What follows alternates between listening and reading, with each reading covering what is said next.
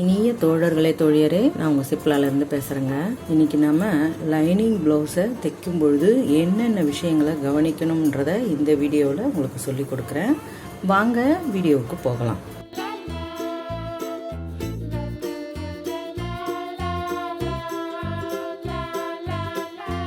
முதல்ல சொல்கிறது, பெரும்பாலும் நம்ம முதுகு பக்கம் தைக்கும் பொழுது இந்த ரெண்டு கிளாத்தையும் ஒன்றோட ஒன்று ஜாயின் பண்ணிடுவோம். இப்படி ஜாயின் பண்ணி தான் நம்ம தைப்போம்.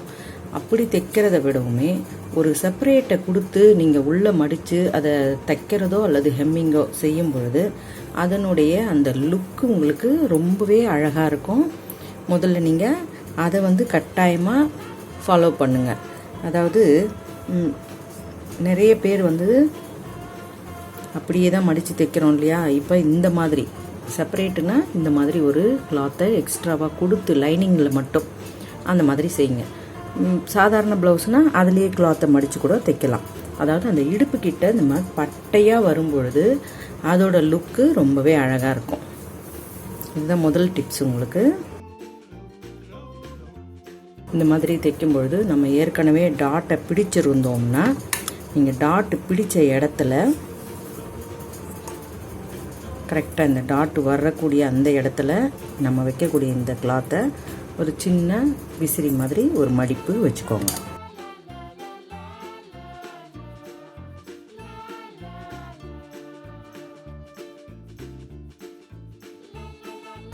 இந்த விசிறி எதுக்காக வைக்கிறோம்னா, நம்ம இந்த இடத்துல பிடிக்கும்பொழுது பெரிய அளவில் பிடிச்சிருப்போம், போக போக குறுகல் ஆகுது இல்லையா.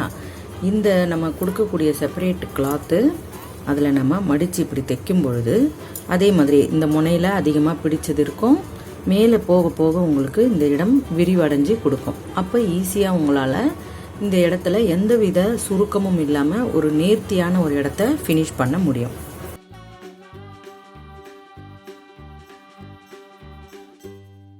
இப்போ நாம் இதை மடித்து இப்படி தைக்கும் பொழுது முதுகை இப்படி மடிச்சுட்டு நம்ம இந்த ஃபினிஷிங்கை இப்படி கொடுப்போம் இல்லையா.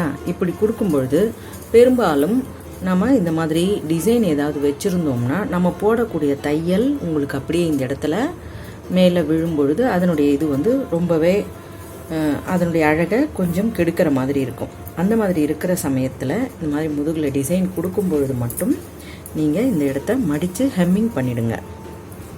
இந்த ஒரு ஓரத்தை நல்லா மடித்து தையல் போட்டுட்டு இங்கே வச்சு இதை ஹெம்மிங் பண்ணிட்டோம்னா ரொம்பவே அழகாக இருக்கும். இப்போ நம்ம இந்த மாதிரி செய்யும் பொழுது நமக்கு இந்த மடிப்பு இந்த சரியாக சீரான இடத்துல வந்துடும். இப்போ நீங்கள் நடுவில் மட்டுமே கூட ஹெம்மிங் பண்ணிக்கலாம். இந்த எட்ஜில் இருந்து இந்த டாட் வரைக்குமே தையல் போட்டுட்டு நடுவில் ஹெம்மிங்காக இடத்த விட்டுட்டு பிற்பாடு இங்கே இருந்தும் ஸ்டார்ட் பண்ணி நீங்கள் முடிச்சுக்கலாம். அது இன்னுமுமே உங்களுக்கு ஈஸியாக இருக்கும். அப்படியும் வேண்டாம்னா பெரிய ஸ்டிச்சஸ் நல்ல பெரிய பெரிய தையல் வச்சு அதை ஃபுல்லாகவுமே நீங்கள் போட்டுட்டிங்கன்னா ஹெம்மிங் பண்ணும்பொழுது ரொம்ப ஈஸியாக இருக்கும். ஹெம்மிங்கை முடிச்சிட்ட பிறகு நீங்கள் இந்த தையலை பிரித்து விட்டுறலாம். இந்த மாதிரி ஹெம்மிங் பண்ணும்பொழுதும் இந்த இடங்கள்லாம் நம்ம செய்யும்பொழுது ரொம்பவே நெருக்கமான ஹெம்மிங்காக இருக்கணும். அது ரொம்பவே உங்களுக்கு தொலைவாக ரொம்ப தொலைவாக பண்ணிட்டீங்கன்னா அது உங்களுக்கு சீக்கிரமாக பிரிஞ்சு வரக்கூடிய இடமாயிடும். இந்த இடமெல்லாம் நம்ம கொஞ்சம் நெருக்கமான தையல் போட்டால் தான் சரியாக வரும்.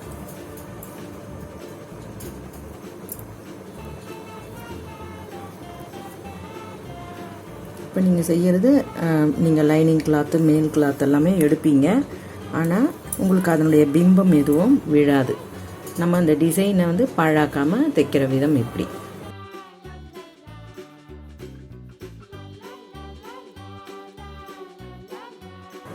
இப்போ இதோட ஃபினிஷிங் பார்த்தீங்கன்னா உங்களுக்கு தெரியும், ரொம்பவே அந்த அழகு தெரியுது பாருங்கள்.